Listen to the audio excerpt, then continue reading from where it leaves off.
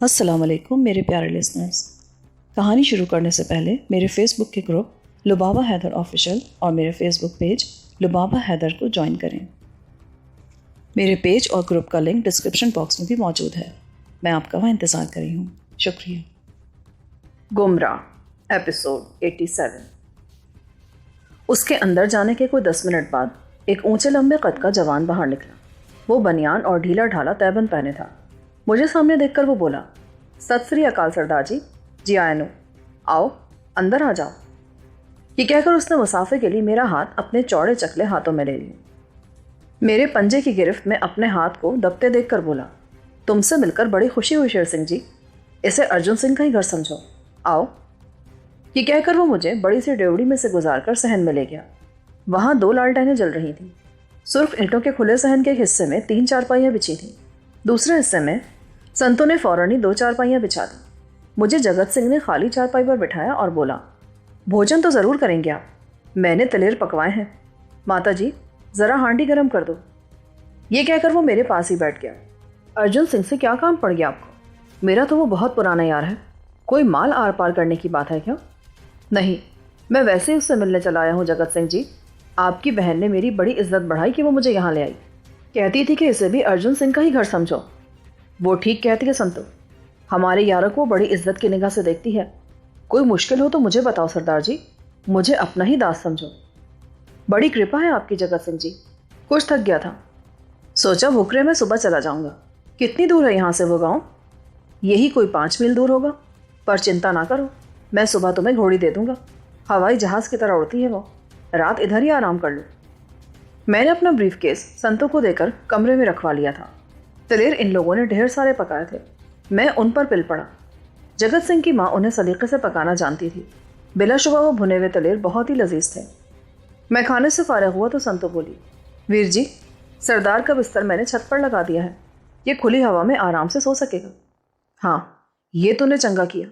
तुझे तो इधर इस ज़िले का डिप्टी कमिश्नर होना चाहिए था। इंतज़ाम तो अच्छा कर लेती है। चलो शेर सिंह जी, ऊपर जाकर लेटो। इन्हें सीढ़ियाँ दिखा दे संतो। आओ सरदार जी, सीढ़ियाँ इधर हैं। ये कहकर वो मुझे अपने साथ यहाँ से वहाँ तक फैले खुले आंगन में से गुजार कर सीढ़ियों तक ले गई। किसी चीज़ की ज़रूरत हो तो मुझे आवाज़ दे लेना। डरोगे तो नहीं अकेले? डर तो आएगा ही। देखो ना, मेरी उम्र भी तो बहुत कम है। तो ठीक है, मैं चुस्नी भेज दूंगी। अब सो जाओ। ये कहकर वो तेज़ तेज़ कदम उठाती वापस चली गई। अभी मैं सीढ़ियों में ही था कि उसने दोनों लालटेनें गुल कर दी। चांद बहुत नीचे जा चुका था और धरती आहिस्ता आहिस्ता बेनूर होती जा रही थी। मैं बिस्तर पर लेटा तो सिगरेट की इश्तिहा ने मुझे पागल कर दिया, मगर मैं किसी भी तरह वहाँ सिगरेट नहीं पी सकता था। पीता तो उनकी खफकी मोल लेता। यही वजह थी कि मैंने रास्ते में ही अपनी जेब से सिगरेट और माचिस निकालकर बाहर फेंक दिए थे। मुझे अपनी शनाख्त के सिलसिले में बहुत ज़्यादा मोहतात रहने की ज़रूरत थी। मेरी वो दाढ़ी और केस मेरा भरम रख रहे थे। मैंने अपनी जेब से सफ़ेद रुमाल निकालकर उसको 2 हिस्सों में फाड़ा और पगड़ी उतारकर वो लंबी सी पट्टी अपनी दाढ़ी और केसों पर कनपट्टी के ऊपर से यूं कसकर बांधी कि नींद में उन दोनों चीज़ों के मेरे जिस्म से अलग हो जाने का इम्कान ख़त्म हो गया। हैरत की बात यह थी कि फ़िज़ा आईने की तरह साफ शफाफ दिखाई देती थी। आसमान यहाँ से वहाँ तक खुला और बेकरार नज़र आता था। रात ठंडी थी और मच्छरों का कहीं दूर दूर तक नामो निशान नहीं था। मैं खद्दर की खुली चादर ओढ़कर तकिए पर सर रखते ही गहरी नींद में खो गया। अपने तमाम ज़रूरी कागजात मैंने पूरी तरह महफूज कर लिए थे। पता नहीं मैं कितनी देर तक सोता रहा। अचानक मेरी आँख खुल गई। संतो चारपाई के करीब खड़ी मेरे चेहरे को घूर रही थी। बेख्तियार मेरा हाथ अपने चेहरे की तरफ उठ गया। मेरे चेहरे से वो दाढ़ी अलग हो चुकी थी। मेरी सारी एहतियात धरी की धरी रह गई। वो उस मलगुजी रोशनी में दीदे फाड़ फाड़ कर मुझे देखने लगी और फिर धप से औंधे मुँह तकिए में सर देकर बोली, ये क्या देख रही हूँ मैं? तू तो कोई बहरूपिया है। उसका लहजा बहुत ही ज़ख्मी था। ये बहुत ही लंबी कहानी है संतो। मेरे एक दुश्मन ने मुझे बेखबरी में पकड़कर मेरे केस और मेरी दाढ़ी मोड़ दी थी। मजबूरन मुझे ये काम करना पड़ा। मगर तुझे इतनी फिक्र क्यों है? पर उसने मेरी बात का कोई जवाब नहीं दिया। शक का नाग उसे डस चुका था और जल्द ही उसे अंदाज़ा हो गया कि मेरा पैदाइशी मजहब कौन सा है। वो सटपटा सी गई। ये बात तो उसके वहम गुमान में भी नहीं थी। उस पर वो लम्हा क़यामत बनकर बीत गया। वो उछलकर पलंग से उतरी, यूं जैसे वो नीचे जाकर जगत सिंह को मेरी हकीकत से आगाह कर देगी। वो सब कुछ उसके लिए नाकाबिले बर्दाश्त था। अभी वो बिस्तर से उतरी ही थी कि मैंने उसे बाहों से पकड़कर पीछे खींच लिया। वो पूरी कुव्वत से अपना बाजू छुड़ाकर उठना चाहती थी। वो गुस्से से पागल हो रही थी। दांत पीस कर बोली, तू तू मुसलमान है और जगत सिंह के घर में उसकी बहन से फरेब खेलना चाहता था?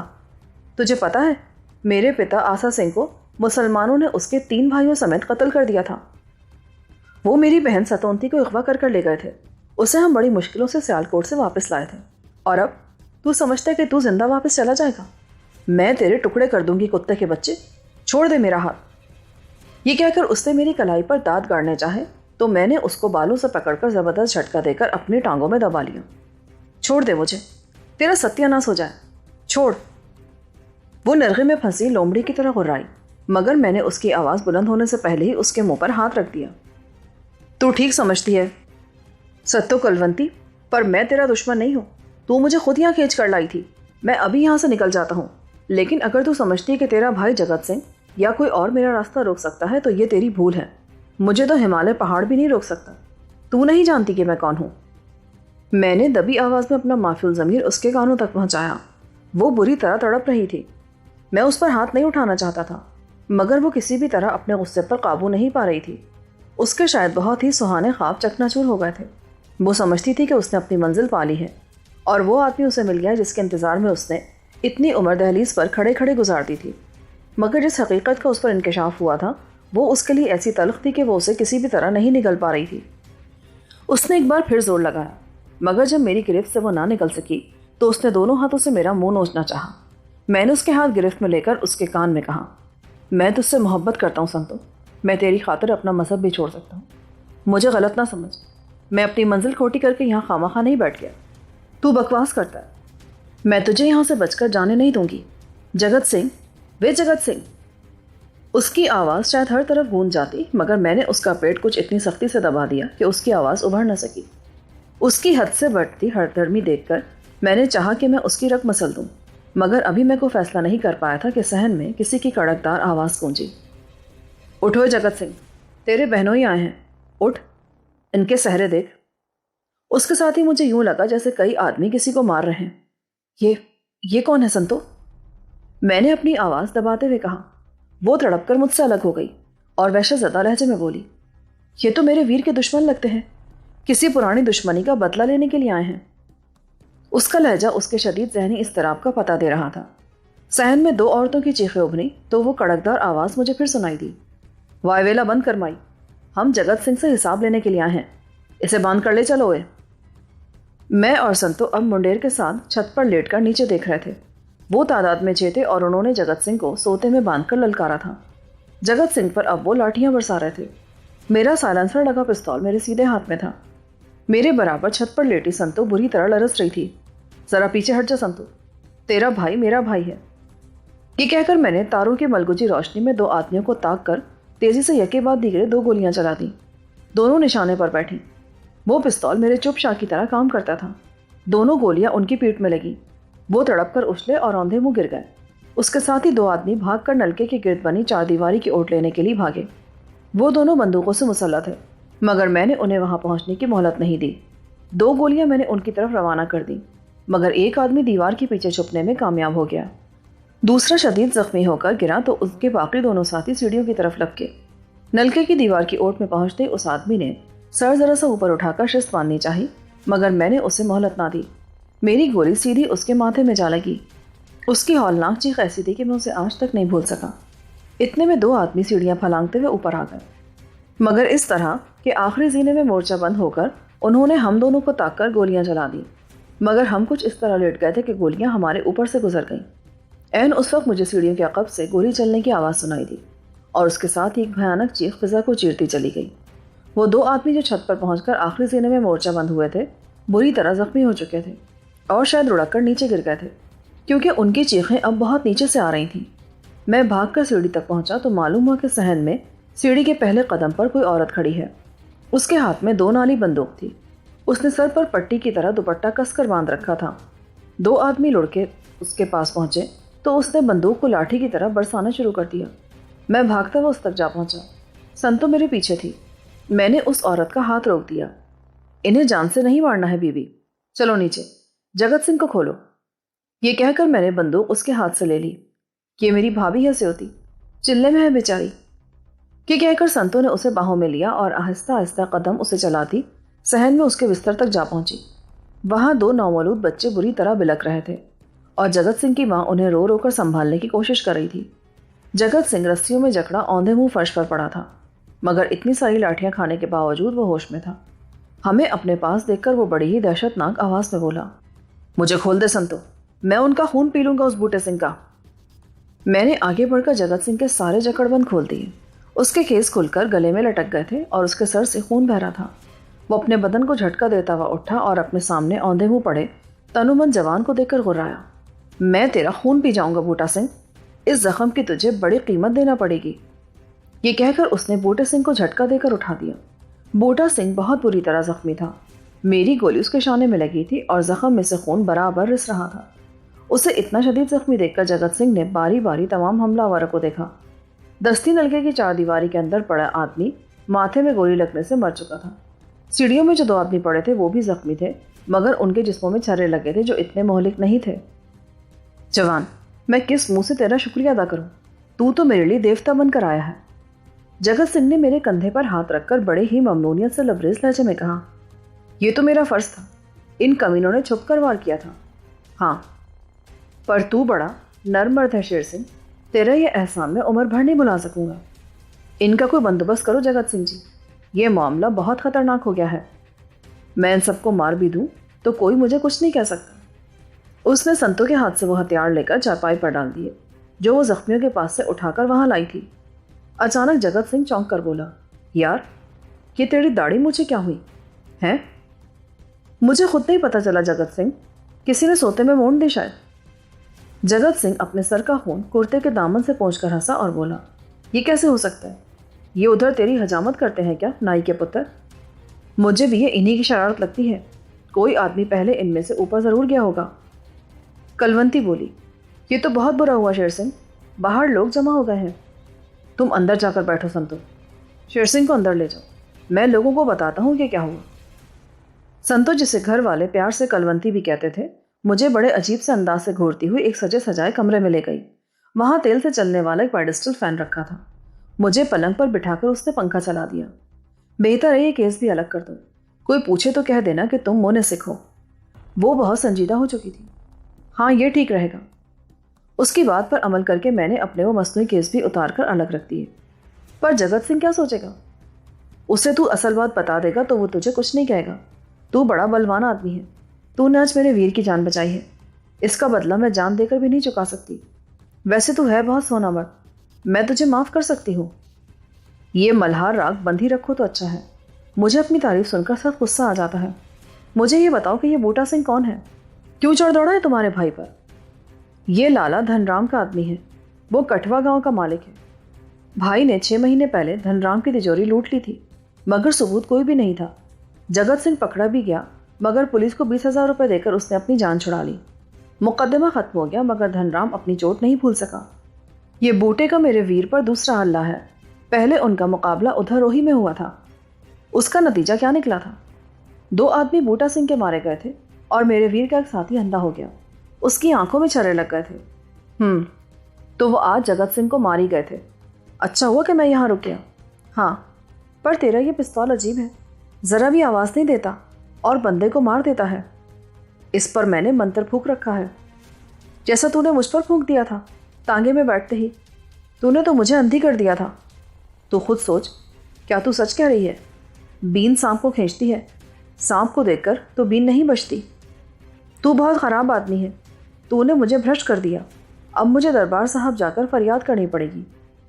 तुझे मैं पंजा साहब न ले चलूँ? तू वहाँ स्नान कर लेगी तो तेरे सारे पाप धुल जाएंगे। सच? तू मुझे ले चलेगा पंजा साहब? हाय, मैं तो वहीं रह जाऊंगी, झाड़ू दे लिया करूंगी, वहाँ हसन अब्दाल की गलियाँ होंच दिया करूंगी। तो तू तैयार हो जा, मैं तुझे ले चलूँगा। अर्जुन सिंह हमें किसी खुफिया रास्ते से बॉर्डर पार करा देगा। ये कौन सी मुश्किल बात है?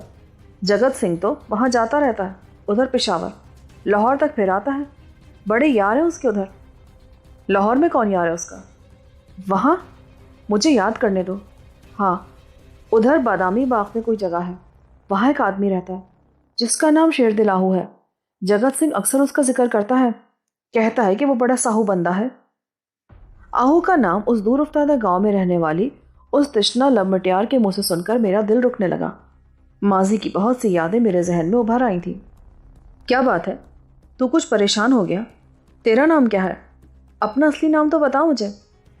मेरा नाम? तुम मुझे खान बदनसीब खान कह सकती हो कलवंती। जो आदमी अंदर से दुखी हो उसका नाम भला क्या हो सकता है? कभी तुम्हें कोई ऐसा भी मिला है जो दुखी ना हो? मैंने हर कुत्ते को ज़मीन पर मुंह रगड़कर अपना लुकमा ढूंढते देखा है। मनुष्य का भी यही हाल है। अगर तू मुझे एक पैकेट सिगरेट का पिला दे कलवंती, तो ये तेरी बड़ी मेहरबानी होगी। मैंने सहन में खड़े लोगों के शोर से परेशान होकर कहा, यह नहीं हो सकता। हुक्के तंबाकू पर तो यहाँ हिंदू सिख फसाद हो जाता है, पर तेरा कहाँ मैं टाल नहीं सकती। मेरे वीर के यार सरहद पार से आते हैं तो वो यहाँ बैठकर सिगरेट पीते रहते हैं। ये कहकर वो उठी और एक अलमारी में से पाकिस्तानी ब्रांड के सिगरेट निकाल लाई। उनको देखकर मुझे इतनी खुशी हुई कि मैं बयान नहीं कर सकता। कलवंती सिगरेट की बू से मुतनफ़िर थी। वो घबरा कर बाहर निकल गई, मगर जाने से पहले जिस अकबी कमरे में हम बैठे थे उसकी पिछली 3 खिड़कियां खोल गई ताकि धुआं उस तरफ से निकल जाए। सहन में खड़े लोगों की बातों से मालूम होता था कि जगत सिंह ने पिस्तौल और बंदूक चलाने की तमाम तर जिम्मेदारी कलवंती और अपनी बीवी पर डाल दी। हैरत मुझे ये थी कि सतोंती मुझे कहीं नजर नहीं आ रही थी। वो शायद इस घर में सोई ही नहीं थी। हमलावरों में से सिर्फ एक आदमी हलाक हुआ था, बाकी 5 जख्मी थे और उनके जानवर होने की उम्मीद थी। तय ये पाया था कि वो लोग उसी वक्त गुरदासपुर जाकर थाने में इत्तला कर देंगे। अपनी जगह उनकी सोच बिल्कुल दुरुस्त थी, मगर मेरी उस घर में मौजूदगी मेरे अपने लिए बेहद खतरनाक साबित हो सकती थी। उन्होंने गांव के 2 आदमियों को उसी वक्त शहर की तरफ दौड़ा दिया। जब सहन में ज़रा ठंड पड़ी तो जगत सिंह कलवंती के साथ मेरे पास आया। कलवंती ने शायद मेरे बारे में उसे यह बता दिया था कि मेरी दाढ़ी शाड़ी सब मस्तूई थी और ये कि मैं धर्म के एतबार से मुनासिब हूँ। यही वजह है कि जब वो अंदर आया तो मुझे देखकर कतन हैरान नहीं हुआ। वो बोला, मुझे कलवंती ने बताया कि तू मुनासिब है। यार, फिर ये भेस बदलने की क्या ज़रूरत थी? मैं बस पुलिस से बचने के लिए सब कुछ कर रहा था। मेरा यहाँ ठहरना ठीक नहीं है। पुलिस के आने से पहले पहले मुझे निकल जाना चाहिए। मैं भी यही सोच रहा था। कहाँ जाओगे तुम अगर मुझे पाकिस्तान पहुँचा दो तो ये तुम्हारी बड़ी कृपया होगी। मैंने ताड़ी को अपने चेहरे पर जमाते हुए कहा, केस में पहले ही सर पर बांध चुका था। तो ये कौन सी मुश्किल बात है? मेरी घोड़ी लेकर अभी निकल जाओ। इधर तरीमू रोड पर एक गांव है फेरी वाला, वहाँ तुम मेरे यार सतपाल सिंह से मिल लो। वो तुम्हें सुबह होने से पहले रावी पार करा देगा। यही करो जगत सिंह जी, मैं घोड़ी पे सतपाल के पास छोड़ जाऊँगा। मुझे अभी निकल जाने दो। अर्जुन सिंह से नहीं मिलोगे? नहीं, मेरी यही ज़रूरत थी। वो तुम पूरी कर दोगे तो फिर मैं उसके पास क्यों जाऊँ? तुम नर आदमी हो शेर सिंह जी, और कलवंती चाहती कि तुम उसे हसन अब्दाल ले जाओ। ये ऐसे ही ख्वाब देखने की आदि लगती है मुझे। इसको बाकायदा पासपोर्ट बनवा कर वहाँ भेजो, वरना खामखा परेशान होगी। हाँ, ये तो है, बिल्कुल झल्ली कुड़ी है ये। मैं यही करूँगा। तुम कब तक वापस आ जाओगे? मैं बस 10 दिन बाद वापस आ जाऊँगा और सीधा यहीं पर आऊँगा। हाँ, मुझसे ज़रूर मिल लेना। तुम्हारा वहाँ पर डेरा कहाँ होगा? तुम उधर आ जाओ तो मुझे शादरे में चौधरी करीम बख्श के यहाँ मिल लेना। उसने वहाँ बाग उगा रखे हैं, वो भी यही काम करता है। मैंने यूं ही एक नाम ले दिया, चौधरी करीम बख्श। ठीक है, मैं उसको ढूंढ लूँगा, मगर अभी तो शायद मैं ना जा सकूँ। तुम यूं करो, ये 20,000 साथ रख लो, ज़रूरत में काम आएंगे। ये पाकिस्तानी करेंसी है। ये कहकर उसने एक ट्रंक में से 20,000 के नोट निकालकर मेरे सामने रख दिए। इसकी ज़रूरत नहीं है जगत सिंह, तेरी दुआ से बहुत रुपया मेरे पास। तुम शायद मेरी गोलियों की कीमत अदा कर रहे हो, मगर मुझे इतना नीच ना समझो। कि कहकर मैंने नोट परे सरका दिए। अरे नहीं यार, ये मेरी खुशी है। इसे समझा कलवंती, ये मेरे मुंह पर ऐसी गालिब ना मले। मुझे समझने की कोशिश करो जगत सिंह, हर बंदा बिकाऊ नहीं होता। मैंने तेरा नमक खाया है, इस घर से मोहब्बत मिली है मुझे। ये एक रात मेरी हज़ारों रातों पर भारी हो गई है। तुझे बचाने के लिए तो मैं अपनी जान भी दे सकता था, क्योंकि मैं तेरा मेहमान हूँ जगत सिंह। मेरी ये बात सुनकर वो शर्मिंदा सा हो गया। हैरत उसकी आंखों में नुमाया होने लगी। अच्छा भाई, तेरी मर्जी, तू इधर ही बैठ, मैं तुझे खुद सरहद पार करवा देता हूँ। ज़रा मुँह हाथ धो लूँ। कलवंती, मेरे ज़ख्म पर ज़रा मरहम लगा दें। ये कहकर वो बहन के साथ सहन में निकल गया। कोई आधे घंटे बाद वो वापस आया तो मेरे साथ बाहर चलने के लिए बिल्कुल तैयार था। चल जवान, पता नहीं तुझे पाकिस्तान जाने की क्या सूझ रही है, पर खैर, मैं बॉर्डर तक तेरा साथ दूंगा। मैं अपना ब्रीफकेस उठाकर जगत सिंह के साथ कमरे से निकला तो कलवंती बोली, तू वापस आएगा तो मैं तेरे साथ पंजा साहब ज़रूर जाऊंगी। क्यों वीर जी, जाने दोगे ना मुझे? हाँ हाँ चली जाना, अभी तो इधर का स्यापा निपटा, उस लाले की गर्दन काटनी पड़ेगी मुझे। आज तो मरवा ही दिया था उसने। इधर पुलिस आ गई तो क्या होगा? कुछ नहीं होगा, वो सोहरे सुबह से पहले नहीं आएंगे। मैं घंटे 1.5 घंटे तक वापस आ जाऊंगा। आ जवान, मैं तुझे किसी और के हवाले नहीं कर सकता। ये कहकर उसने मेरा हाथ थामा और गली में जा निकला। दाएं हाथ एक बाड़ा सा बना था, उसके अंदर जाकर जगत सिंह ने एक चितकबरी घोड़ी पर जिन कसी और फिर वो मुझे अपने पीछे बैठाकर गांव से बाहर निकल गया। कुछ ही देर बाद हम बरनाला से निकलकर साधु जग के करीब से गुजर रहे थे। मगरिब की सिमत इशारा करके उसने मुझे बताया कि सामने भुकरा गांव है, उससे आगे आले चक था, मगर वो उधर नहीं निकला। बोला, उधर आले चक से आगे तरीमो रोड है, मगर उधर से जाना ठीक नहीं, फौज दूर दूर तक फैली रहती है, उनसे बचकर निकलना मुश्किल होगा, इसीलिए तो मैं उधर नहीं जा रहा हूँ। हम बहरामपुर से आगे मराड़ा गांव के पीछे से रावी पर जा पहुँचेंगे। सामने केशवपुर की झील थी जिस पर एक बंद बंधा था। उस बंद के एन वस्त में एक छोटा सा पुल था। उस पुल पर से गुजरकर हम एक खुले मैदान में जा पहुँचे। घोड़ी बहुत तेज तरार थी। पुल उबूर करके जो ही वो मैदान में पहुंची, जगत सिंह ने उसे एड़ दे दी। वो हवा से बातें करने लगी। हम नौमिनी की नदी उबूर करके आगे निकले और फिर मराड़ा गांव के बाएं हाथ से गुजरती पगडंडी पर चलने लगे। रास्ते के हर निशान के बारे में जगत सिंह मुझे बताता जा रहा था और वह मुझसे यूँ बात कर रहा था जैसे वह मुझे सदियों से जानता हो। बिलाखिर एक घने जंगल से गुजरकर हम दरिया पर जा पहुंचे। किनारे पर घोड़ी रोककर जगत सिंह बोला, तुम्हें तैरना आता है? हाँ, मेरा ख्याल है मैं तैर सकता हूँ। ख्याल की बात नहीं है जवान, ठीक ठीक बताओ, दरिया में पानी ज़्यादा है। तुम फिक्र मत करो, मैं तैर लूँगा। मैंने दरिया के फैले हुए पार्ट को देखकर कहा। पानी उसमें वाकई बहुत चढ़ा हुआ था। तो फिर ठीक है, दरिया के उस पार 5-6 गांव हैं। पहला गांव मटियाल होगा। पाकिस्तानी फ़ौज उस इलाके में ज़्यादा नहीं फिरती, दरिया पार करते ही आगे निकल जाना। मैं यही करूँगा। अच्छा, अब मुझे आज्ञा दो। रब राखा। मैंने उससे हाथ मिलाना चाहा तो वो मुझसे लिपट गया। वापसी के लिए भी यही रास्ता बेहतर होगा, मैं तुम्हारा इंतज़ार करूँगा। मैं जब भी वापस आया तो सीधा तुम्हारे घर ही आऊँगा जगत सिंह। अगर तुम मुझे अपना असली नाम भी बता देते तो मुझे बहुत खुशी होती। उसने अचानक संजीदा होते हुए कहा। क्या मतलब? नाम तो तुमको मैंने अपना बता दिया था, तुम्हें शक है कोई? तू मुसलमान है मेरे यार, तेरे रंग ढंग, तेरी बोलचाल, तेरे सिगरेट का धुआं, मैं सब समझ गया था, मगर तू अब भी मुझसे छुपा रहा है। ये अच्छी बात है, मगर अब तो तू रुखसत हो रहा है। वो बहुत संजीदा नजर आने लगा।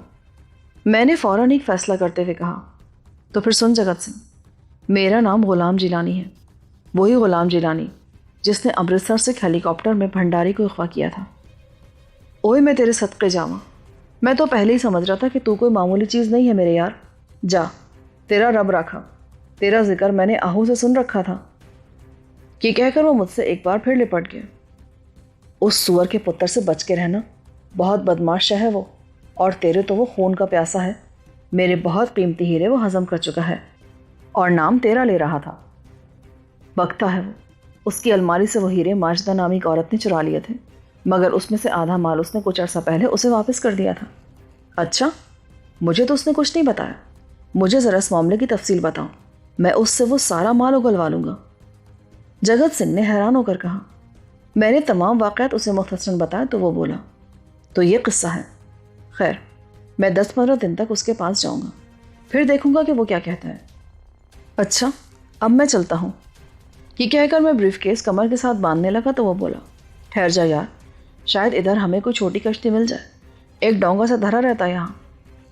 ये कहकर वो मुझे दरिया के किनारे आगे घने जंगल में ले गया। उसका ख्याल ठीक निकला। वहाँ एक छोटी कश्ती औंधे मुँह पड़ी थी और चप्पू उसके नीचे दबे थे। उस कश्ती को बड़ी मुश्किलों से धकेलकर हम दरिया तक ले गए। ये तो बड़ी मजबूत कश्ती है। हाँ, मैं तुम्हारे साथ चलता हूँ, तुम्हें पार उतार कर इसे मैं वापस ले आऊँगा।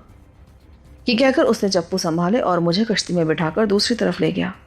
वो अच्छा कश्तीरान था और पानी के तेज़ बहाव से निमटना जानता था। घोड़ी उसने जंगल में एक दरख्त से बांध दी थी। डर मुझे ये था कि दूसरी तरफ पाकिस्तान की फ़ौज का कोई दस्ता अगर गश्त पर इस तरफ निकल आया तो हम दोनों ही मारे जाएंगे, मगर मेरे खदशे बेबुनियाद साबित हुए। हम इत्मीनान से दूसरी तरफ जा पहुँचे। अभी कश्ती किनारे पर नहीं लगी थी कि जगत सिंह ने मुझे उतर जाने के लिए कहा। यहाँ पानी बस घुटने घुटने गहरा होगा, मैं कश्ती वापस ले जा रहा हूँ, तुम किनारे पर पहुँचते ही तेजी से किसी तरफ निकल जाओ। ठीक है, मैं उतर रहा हूँ, रब राखा। ये कहकर मैं कश्ती से उछलकर पानी में कूद गया।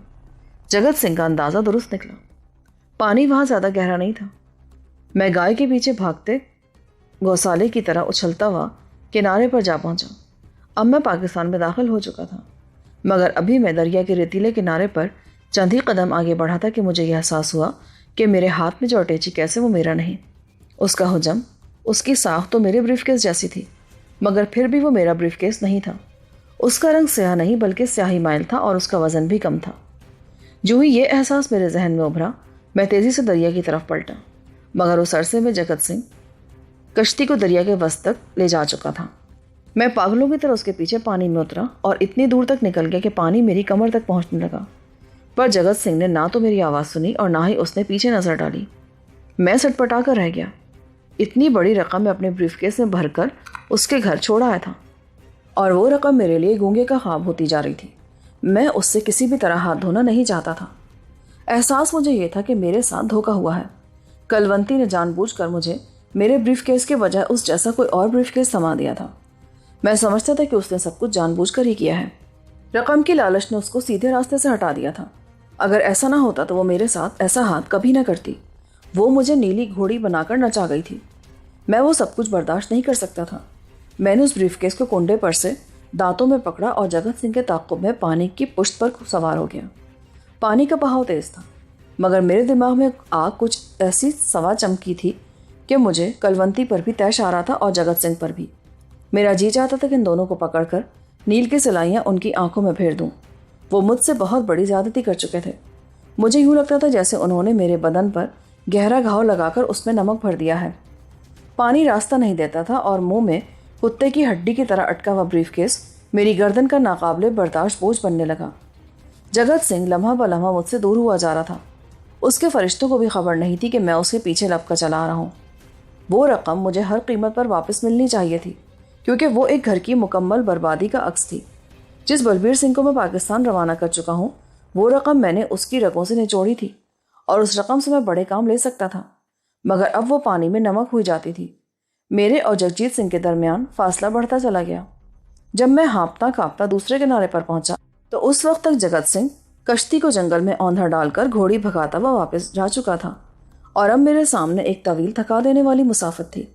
मुझे एक बार फिर सफ़र का मरहला दरपेश था और मेरा बदन उस दरिया की मुशक्क़त ने इतना थका दिया था कि मेरा जी चाहता था कि मैं वहीं कहीं हाथ का सिरहाना बनाकर लेट जाऊं। लेकिन वो साए साए करता जंगल, वो यहाँ से वहाँ तक फैली मरतूब ज़मीन मुझे कहाँ राह देती। मैं जगत सिंह के ताक़ुब में लपकता चला गया, मगर अभी मैं आधा रास्ता ही तय कर पाया था कि अचानक मुझे सामने से घुड़सवार अपनी तरफ आता दिखाई दिया।